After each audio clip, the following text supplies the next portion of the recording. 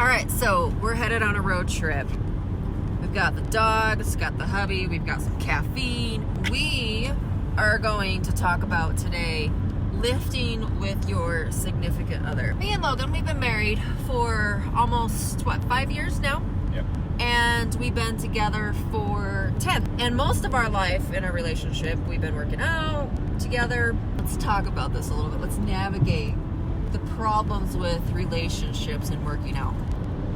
The number one problem that will ruin a workout really, really quick is if he corrects me on any form and I never asked for it. And I don't know if it's because we're trainers and I'm a trainer and I'm like, don't correct me, I know what I'm doing. So men, do not tell your wife that she's doing something wrong unless she asks. And if she goes, hey, am I doing this right? Then follow up to that. Don't completely crush her confidence. Girls do not feel comfortable lifting. If she is not doing it great at all, give her, I would say, minimal suggestions. I don't want you to crush her confidence and go, this is wrong, this is wrong, this is wrong. She's going to feel defeated and she's just going to want to leave. Agree? Probably, yeah. Coming from the female perspective. What about, okay, what's your number one? Working out with your significant other. It's the hardest thing is, like, if you don't already have a plan, it's kind of like choosing dinner. You could sit there for 5 minutes like, well, what do you want to do? You want to do this? You want to lift this? Or are we doing that? No. I hate that. I'd rather just follow along. Whatever. And have you pick everything and I'll just deal with it. See, and I think that's different too because we're both personal trainers. And so if you're like, well, I don't feel like making up the workout, then I'm like, okay, hang on tight, we're gonna have a workout. Like, and I will just pick the exercises and we'll bust it out. Yeah. Not every dude could say that to his wife, I don't think. No. And if they do, she's probably got some sort of Jamie Eason booty blaster workout from Pinterest, and he's over here doing hip thrusters. Hey, there's nothing wrong with hip thrusters for a not. guy. No, they're very, very good. But on percentage, how many dudes feel comfortable doing hip thrusters? That's because they're not comfortable with themselves in the first place. That's why they only walk in and do bicep curls. So don't treat your workout like dinner. Go in with the plan. I don't know, whatever you want to do. I don't know. See, and that goes into, we're kind of getting into relationship advice. Me and Logan recently came to this conclusion that it really irritates us when the other person is giving us an answer based on what they think the other person wants to hear. So, where do you want to go to dinner? He would say my favorite place just because he knows that's what I want to hear. But I really just want him to pick where he wants to go, and I'm fine with it. So, same thing with workouts. Don't say, oh, we can do biceps just because you think that's what he wants to do. What do you want to do? Answer for yourself and combine it. So, just a really quick recap. Critiquing when not asked is mine. And then saying, I don't know, having no plan is for you. Yes. I think it's perfectly fine for couples not to work out every time with each other. There's very often times where we will go to the gym together. And we have the luxury of no kids, though. So sometimes it's the man will work out during the day, the wife works at a different time of the day, but we have the luxury of just going together. But it's very common for us to split because men and females' workout routines are also different. I do legs a lot more than he does. You do arms, and I don't really do a whole lot of arms. I don't designate a day to arms. You could do that. I also tend to want to do cardio more than you. But if we do work out together, this is what I do like about our workout style, is if we do start together and then I'm like, okay, well, I want to do cardio. If you are feeling, I don't know, like you want to work out more, you'll be like, okay, well, I'll meet you over there. I'm going to finish up some more lifts. So I like that. Yeah. I also, too, like that we walk into the gym going, are we doing cardio today? We hold each other accountable for that. Yes. Because then when we get towards the end of the workout and we're kind of losing our momentum and our motivation, we're like, well, let's do our cardio before we bail on it. Yeah. And that would only happen because we had that conversation at the very beginning, and we didn't just let that go undiscussed, and then, well, I don't feel like doing it, and then the other person's like, well, if you're not feeling it, let's just go home. And even if one of you are feeling like doing cardio and the other one's not, don't just try to convince them to go home. Just go walk on the treadmill while they do their 20 minutes. It doesn't mean that you have to leave just because you don't want to do cardio. Go walk. I don't even care how fast it is. Because there's times where I've wanted to do cardio and you're like, well, I'll just walk on the treadmill. And he just watches football or whatever on TV. So, okay.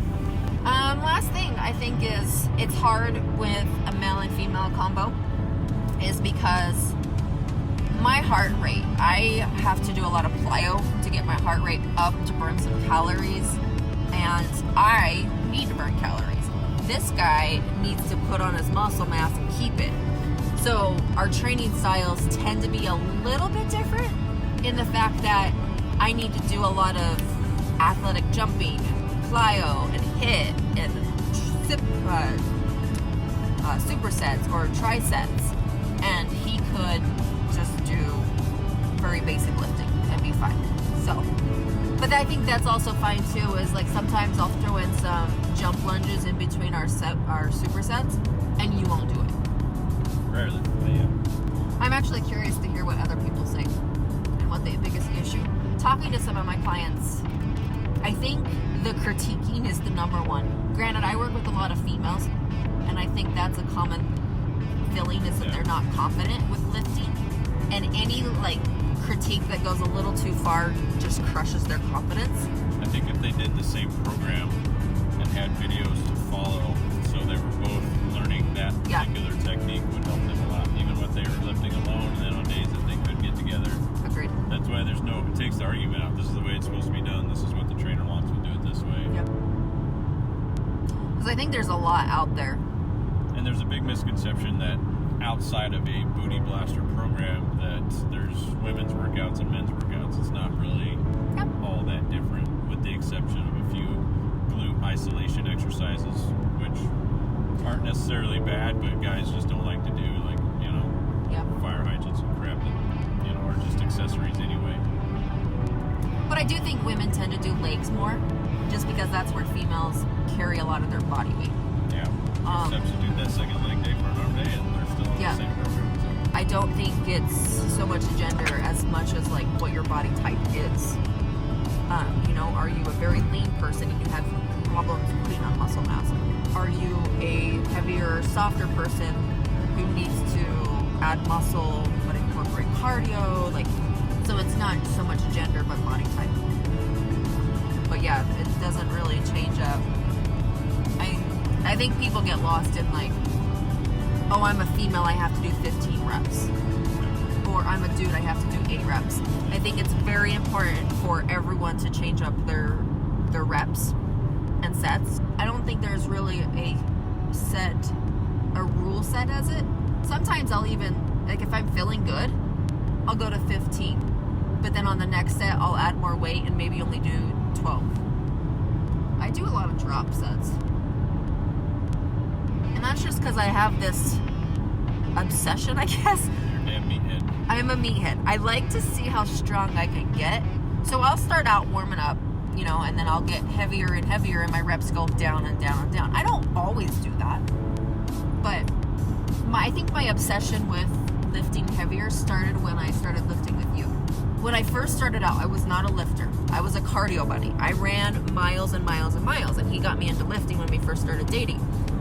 And I was so much weaker than him that when we lifted, that we had to take a lot of plates off, put a lot of plates on, and it was kind of like, I felt like I was ruining your workout because it was taking so much time putting on the weight and off the weight.